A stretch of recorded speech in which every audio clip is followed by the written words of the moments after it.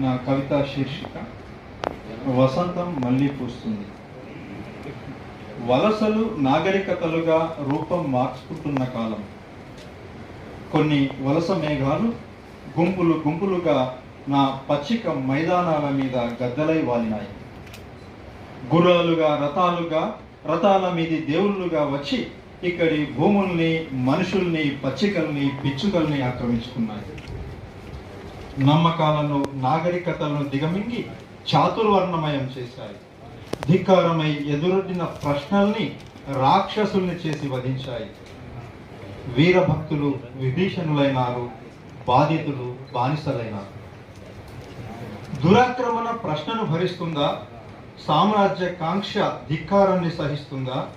మనుషుల మధ్యన గొడలు, మనసుల మధ్య కందకాలు. అల్లిన ఆధిపత్య గాథల అండతో అధికారం ప్రశ్నల్ని నిషేధించింది. ప్రశ్నలు మోసుకొచ్చే వసంతాలను నిషేధించింది. కన్నీళ్లు కర్మఫలమని ప్రవచించిన కల్పిత ప్రపంచంలోని పారిజాతం తప్ప ఈ నేల మీద విరిసిన రంగురంగుల పూలు నిషేధించబడ్డాయి. తల నుంచి ఉద్భవించిన వాడి చూపుడు వేలు వైపు భుజాల్లో నుంచి దూకినవాడు కత్తి పట్టుకొని నడిచాడు.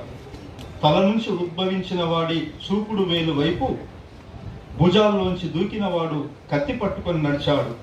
పాదాల్లోంచి పుట్టిన వాళ్ళం కదా, పాదసేవకులుగానే తరించిపోయాం.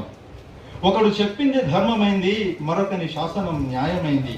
వాళ్ళు గీసిన గీతల మధ్యనే ఎటు తరిమితే అటు విశ్వాస జంతువులమై ఉరకడం మినహా, మా ప్రాణాలు వాళ్ళ పాదాల ముందు నైవేద్యం కావడం మినహా మా జన్మకు మరో చూపు లేకుండా పోయింది.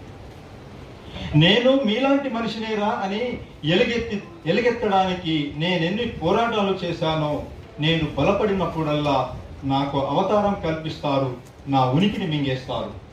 కడుపులో పొడిచి కన్నీళ్లు తుడిచినట్లు నా ఆశయాలను సమాధి చేసి నన్ను పూజా చిత్రం చేసి అంజలి ఘటిస్తారు. బానిసత్వంలో తన్మయలోకున్న నా సహచరులు వారి భ్రమల ప్రపంచం చుట్టే పరిభ్రమిస్తున్నారు. బహుళత్వ కాంతి మాయమైంది, అంతా ఒకటే అన్న దురాక్రమణదారు నా నేలంతా ఆక్రమించాడు.